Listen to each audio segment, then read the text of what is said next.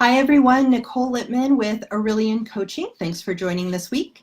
This week we are talking about networking. So there's a lot written out there about what to do to network well.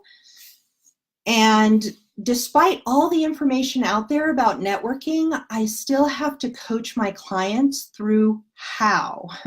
Despite knowing what to do, they're still confused about how to do it. So that is what this session is going to be about. That's what this week's blog post is going to be about. If you've gone to aureliancoaching.com, you'll see it there on the front page. It's all about networking. And so there are 4 things that I want to walk all of you through in order to understand not just what to do, but how to do it well. Where I want to start is to orient us to when you would even do networking. Networking is all around us. It is all over the place. So traditionally, people want to network when they're trying to find a job, or if they're in sales or business development and they're looking for leads and things like that, right? So those are the more traditional ways that people think of networking. Networking is about building relationships. At its most elemental description or definition, that's what it is. It's just building relationships. So when you think about it that way, you're probably networking like crazy all the time, even without the pressure of having a specific networking goal, right? So if you think about networking in that way, gosh, you're probably networking all over the place, whether it's building relationships with colleagues at work. If you're doing research, a lot of time you're doing some networking. Even if it's stuff outside of the job, a lot of times you have to build relationships and do these types of networking activities. So it is all around us. Now, the first thing I want to caution people about networking is goal setting. So a lot of times we have our ultimate goal set up. You want to land a job, you want to get leads, you want to find a mentor, all of those things. Those are perfectly fine. The only thing that I would caution you about is to not apply that overarching ultimate goal to one networking opportunity or engagement, right? Networking is very much a nurturing exercise, right? So it's usually not 1 and done, 2 and done, 3 and done, right? Hey, if you can land an interview after talking with one person at a networking engagement, fantastic. You probably don't need this video. But in my experience, because networking is very much a nurturing exercise and something to build relationships, I've always had a little bit of an interim goal or an alternative goal for any particular networking opportunity. And that is simply to continue the conversation. That's it. To continue the conversation later, offline, separately, right? If that is the outcome of a particular networking interaction, that is fantastic, okay? So the first thing I want everybody to do is, if you are going into a networking opportunity, to think about how would you define success for that particular engagement, okay? You may have your overarching goal in mind, that's fantastic, but don't be disappointed if you don't line up a bunch of interviews or line up a bunch of potential mentors after going to one networking opportunity. That's not how it works, right? Okay, so that's number 1. Number 2 is, and this was my experience when I first started out in business development and sales. There were lots of networking opportunities and conferences and meetings, and it just felt, well, first of all, it felt awkward. I'll be honest, it felt awkward. But secondly, there was a lot of pressure. I felt pressure to collect business cards and to, you know, lead potential clients to proposals, and like all I was distracted by, again, this overarching goal. And what I learned over time was that these networking opportunities are really wonderful opportunities to step back from trying to get something and instead try to learn something. Okay, so this is the best opportunity for anybody to practice active listening skills, right? So active listening is when you are able to demonstrate, to show the other party that you're listening to them and that you're hearing them, right? So one thing that I want people to focus on is not so much what you want to tell the other party, but what they can tell you. Okay, so a lot of people have trouble starting conversations, right, during networking. So what I want you to do, if that's a challenge for you, is to think about what you want to learn, what you want to gain, what you want to find out about the other person and the other company. Apply some intellectual curiosity to the whole experience, right? If you can learn a lot, it just helps facilitate conversations so much, right? So if you are looking for a job, instead of going into the networking opportunity primed and prepped to tell everybody about your wonderful skills and experience, I would say go in there and have a bunch of questions prepared. Find out how long somebody's been at the company, what they like about their company, what are some of the challenges that they've run into, what was their journey, how did they end up where they are. Questions that I really, really like, that I think land very well, is when you're asking people about their opinions. You know, so, you know, if you read an article, ask them their opinion about that particular issue.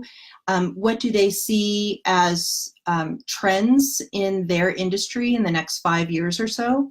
These are great ways to start the conversation. And in active listening, what you want to do is you want to practice mirroring, right? Like a mirror.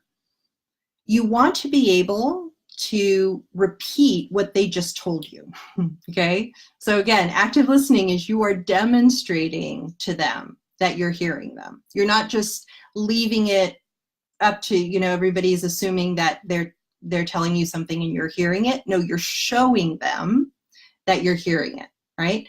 So with whatever they just said, you are repeating it. You are showing them that you just heard what valuable information they just told you. And that does a couple of things. One, again, it shows interest, right? Who doesn't love to be asked their opinion on something? So it builds some goodwill. But number two, especially if networking tends to be a very stress-ridden or angst-ridden interaction for you, and you have some anxiety about it, doing that mirroring technique, being able to listen to the other party, focuses your attention. And when you have to repeat what somebody else says, it gives your brain time to catch up. It gives your brain time to formulate a response. And a lot of times the way I like to do it is, if there's something that the other person said that resonates with you, you repeat what they say and then offer up a story or an incident that shows that you had a similar experience, or even better, if you had a different experience, right? So to be able to say, you know, it's really interesting when you told me that story of blah, blah, blah, I experienced something similar, but the outcome was totally different. Now you have a really interesting conversation going, okay? So that's number 2. Employ active listening. There are so many benefits to that, both in terms of right in the interaction to give yourself some time. You're demonstrating that you have a lot of interest in the other party and you value their opinion. And you don't feel so much pressure to get, right? You are there to learn. That's a wonderful relationship building technique. Okay. The third thing that I want to talk about is the next step. So you'll read a lot about networking. You know, don't leave the conversation without a very, very specific next step. Very valuable information, but how do you do that exactly, right? If the other person just says, well, let's keep in touch. Well, that's not how you wanted it to end, but is there anything you can really do about it? So if you've employed the other strategies that I've talked about up till this point, if you have a very narrow goal, right? And if you are preparing to learn and get information from the interaction rather than, you know, trying to shove information down somebody else's throat, you probably have a good interaction going. And in that case, of course, the ideal scenario is that the other person identifies a specific next step for follow-up, right? But even if that's not the case, I still don't want you to leave it at, oh, well, let's just keep in touch, or yeah, let's talk again. You have an opportunity to create a specific next step, and this is how you do it. There's a formula that I want you to follow.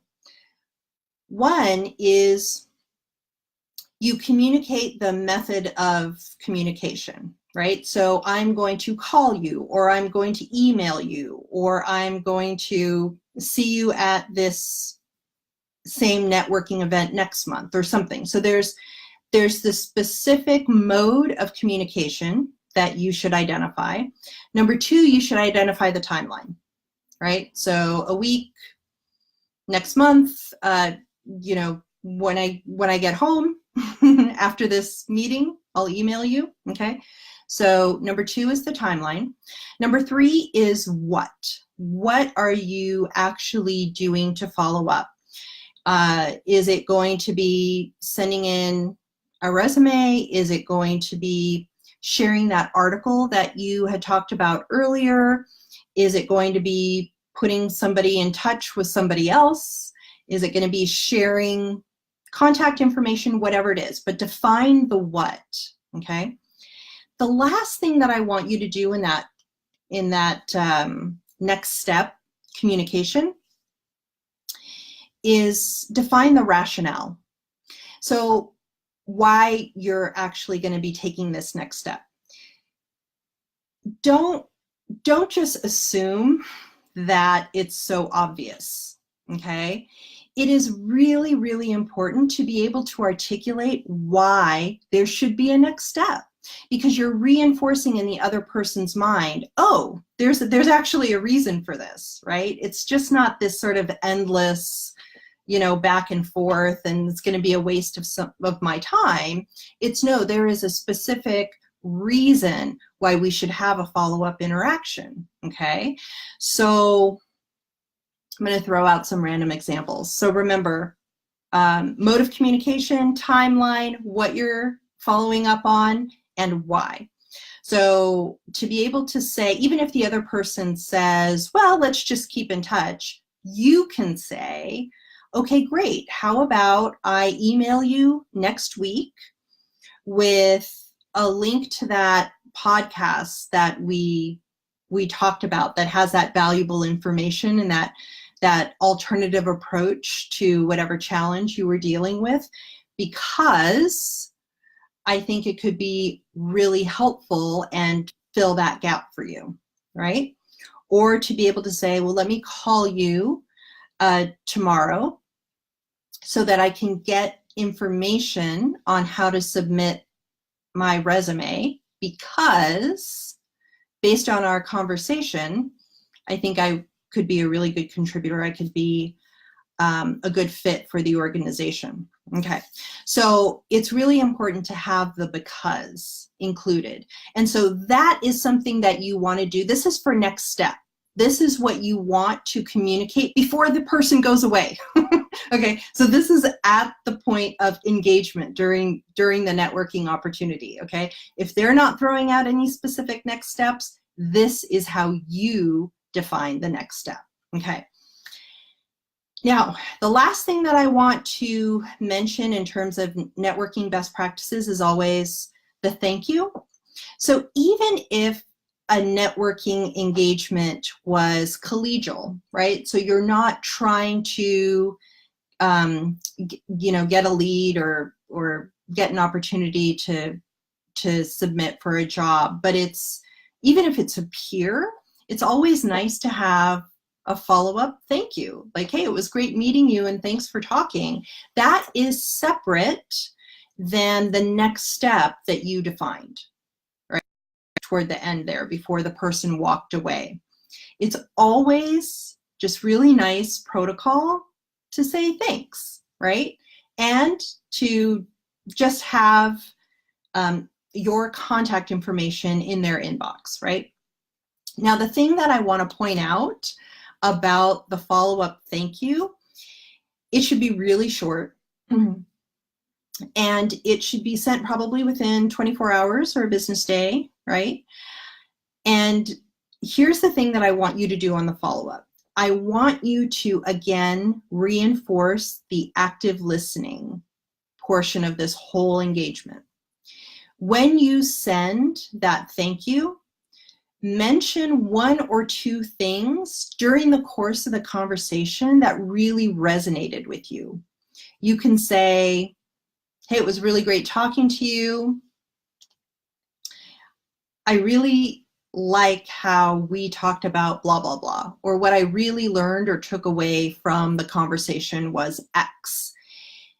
It's so nice to have the certain components of the conversation reinforced in that follow-up email.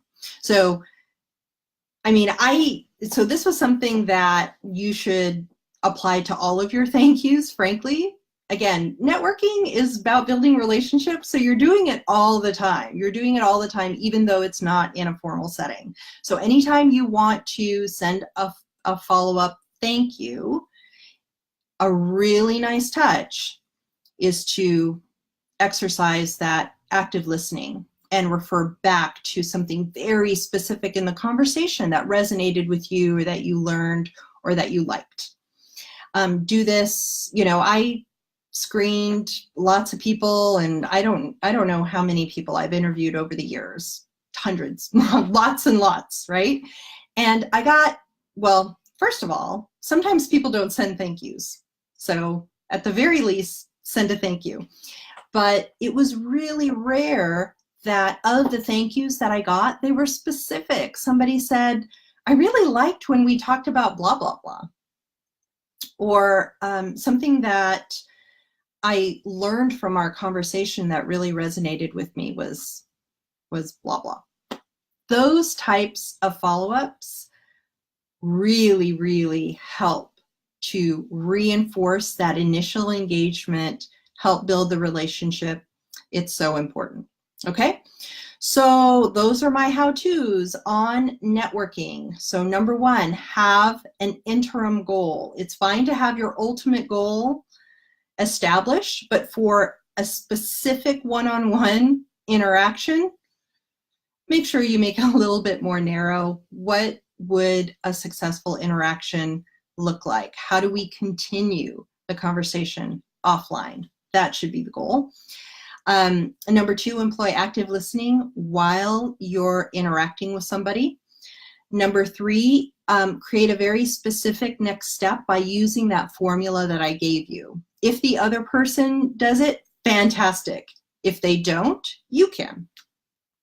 And then finally, regardless of the next step, go ahead and send a thank you and reinforce the relationship by employing those active listening techniques and talking about something that really resonated with you. So that's networking. Go network like crazy. Go do it and then let me know how it goes. Okay. So what I'm going to be talking about next week is a little bit of a sensitive subject, but I think it's so important. And this is something that came up actually in a conversation with a client of mine. Now she's in a new job and she's super happy, but during the course of our conversation, she felt it was important to, after somebody was let go, after somebody was fired, to talk about how do you take care of the rest of the team in the aftermath of something like that happening. And I thought it was such an important topic. So that's what I want to talk about next week. I'm not going to talk about how to fire somebody. Get HR involved in that. And there's plenty written on like how to fire somebody appropriately. So I don't want to talk about that, but I want to talk about in the aftermath. How do you, if you're in a leadership position, if you've got a team and colleagues, how do you manage the after effect of something like that happening? So tune in next week, same place, same time. If you want to join the Skill Masters group for this type of information and tools to help you practice these management skills, you can join at aureliancoaching.com. Have a great week, and I will talk to you guys next week. Bye.